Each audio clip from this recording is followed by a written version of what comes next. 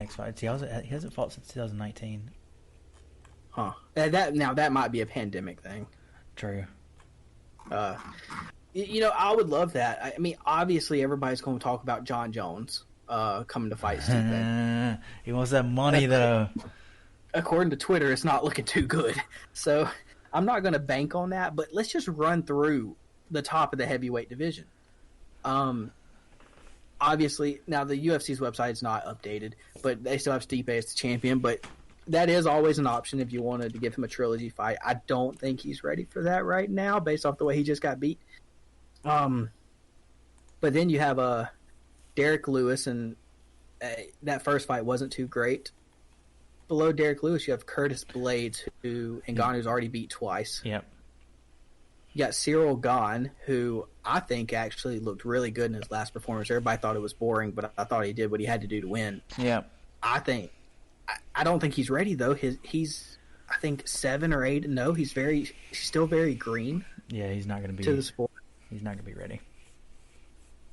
There's Alexander Volkov. Rosenstrike, which he's already knocked out in 11 seconds.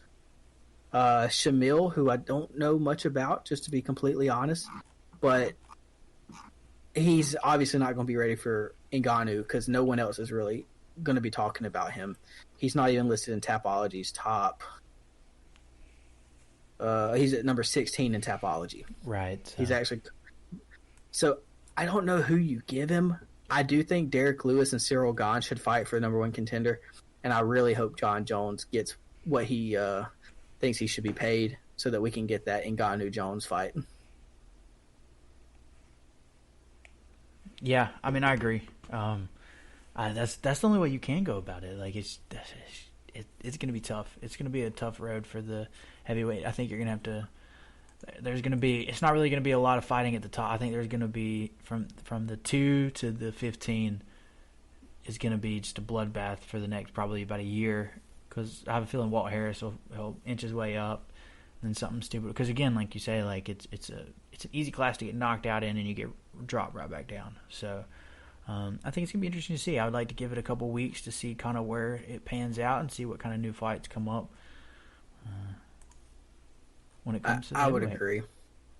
So, I would agree. But overall, good fight. Again, I got to give the card a 7.5. I wasn't upset at it. I wasn't disappointed at it. I was excited for the wins and also some of the losses. You know, Stipe's he's still good. It's okay. He's still going to do some damage up there. Woodley's out. And some of the other ones. I do want to give a quick shout out to Nurmagomedov.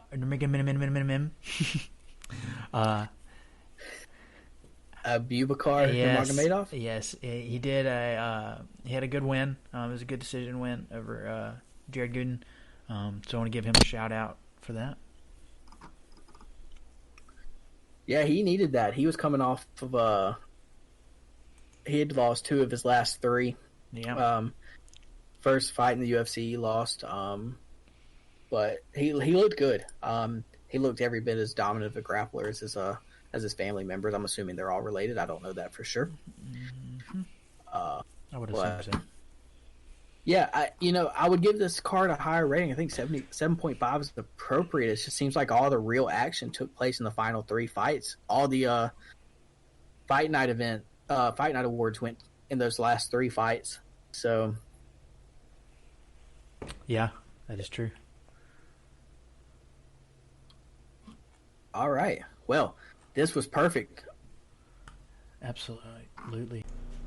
So, speaking of John Jones, the audacity of the guy to back out of the fight now that Ngannou won. Like, that's all I'm saying. Like, 8 to 10 million is not enough.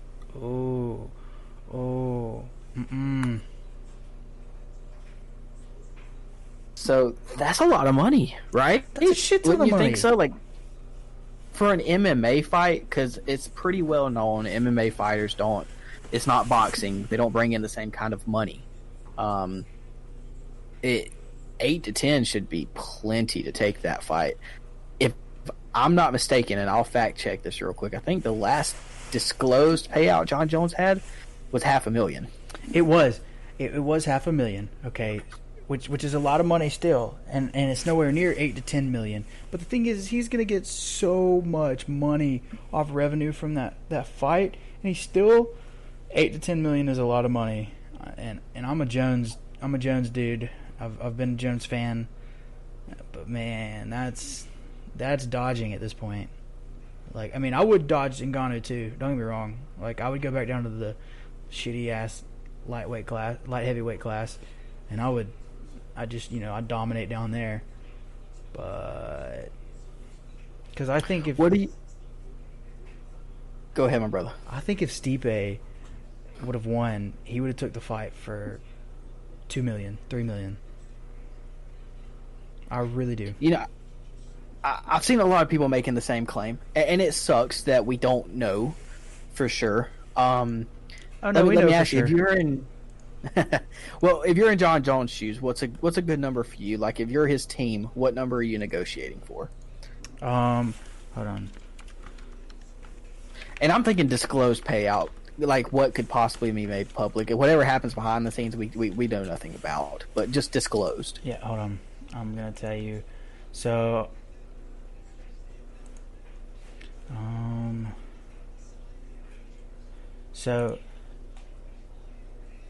in June, as of June of 19, Conor McGregor, all right, he had the highest career earnings directly from the UFC, valued at $12 million. That doesn't include, obviously, undisclosed pay-per-view bonuses or any kind of other bonuses. All right. So, also this says it doesn't include anything prior to UFC 46 in 2004. So, but which he probably wasn't making that much anyways. My point is that as big of a dude as he's been, all right, in all of his UFC bout money, he's only made roughly about $12 million. So my thing with the John Jones argument is that how can you tell me that I know you're one of the greatest, dude. I'm a fan again, but how can you tell me that you're worth so much that you almost equal the entirety of Conor McGregor's reign?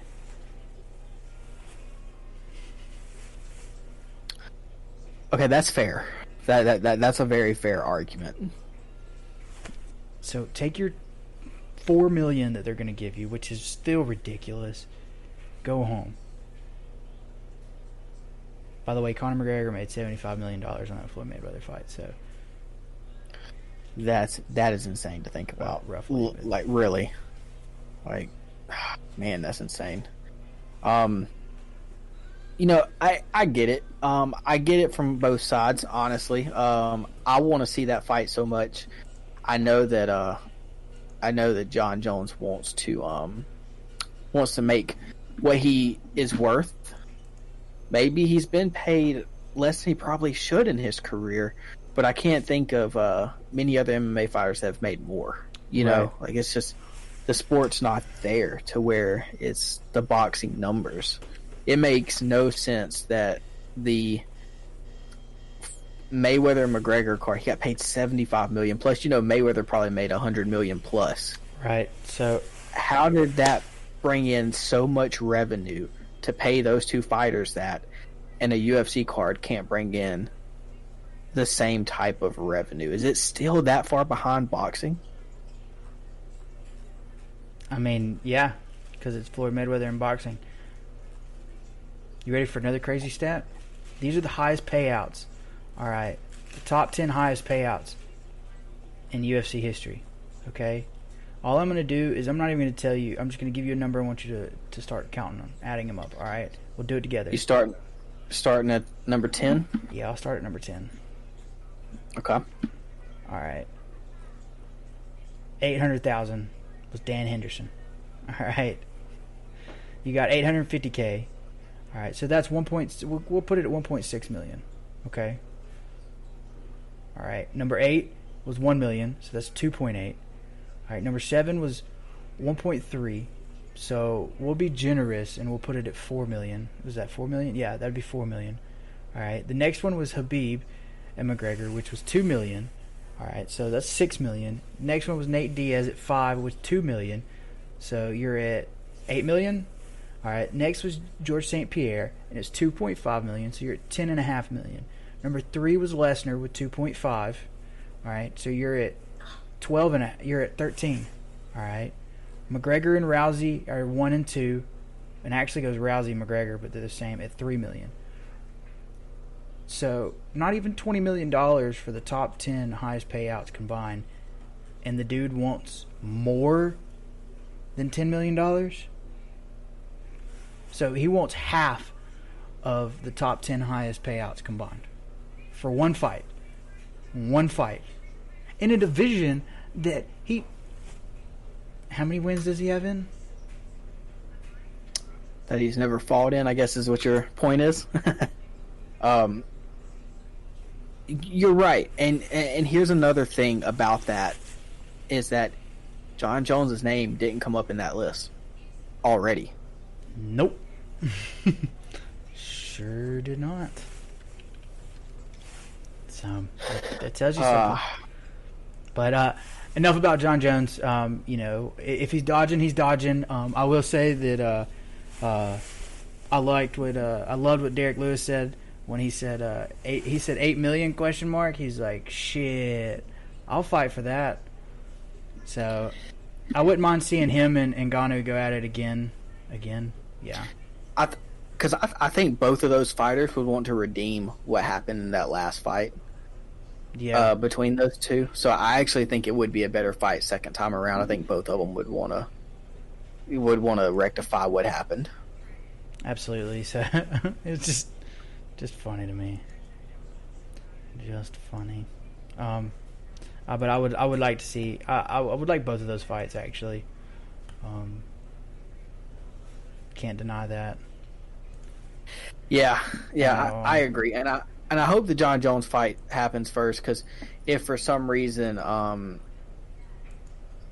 if Derek Lewis was to beat Ngannou, I wouldn't want to see John Jones versus Derek Lewis. I feel like that would be too easy for John Jones. I think he'd take him down and submit him.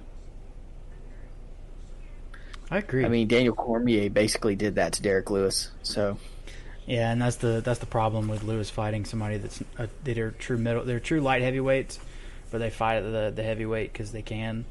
They're just agile enough to beat up on some of those dudes on the ground. But it is what it is. But let's go ahead and jump into UFC on ABC. Dos. 2 for all you English people out there. It's an interesting card. I'm kind of excited about it. I'm kind of not. I'm going to be honest. It's a cool card. These little cards have surprised me this year. But I think it's got some interesting matchups on it for sure. Yeah, I think the biggest thing about this one right now, Darren Till broke his collarbone, and that always sucks. I don't know. Have you ever broke a collarbone, Luke? No, I have not, and I don't ever want to break a collarbone. I agree with you. I've never broke mine, but I've talked to some people who have, and they say it's one of those that if it doesn't heal properly, it's just going to continue to break. Right. So hopefully that doesn't become a problem for Darren Till. But Marvin Vettori is fun to watch, and I hope he finds a replacement fight. I know Kevin Holland has said that he'll take the fight. Of course he will. Why wouldn't he? Yep. It's Kevin Holland.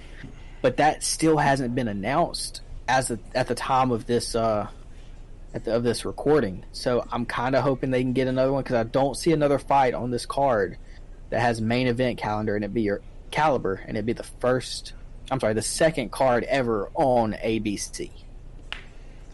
Yeah, it's going to be a pretty bad thing for the UFC if this is their card going into their second thing on ABC, and I think this has plagued the UFC for a long time. They want to put it on a mainstream platform, but when shit like this happens, and you lose your top bouts, it's hard to replace those so quick. That's why I think they should just let Kevin Holland do it. It draws some kind of attention. It's like, hey, this guy's coming out of nowhere, wanting to fight again after just getting beat. After just fighting. So kind of feeling rough for this one.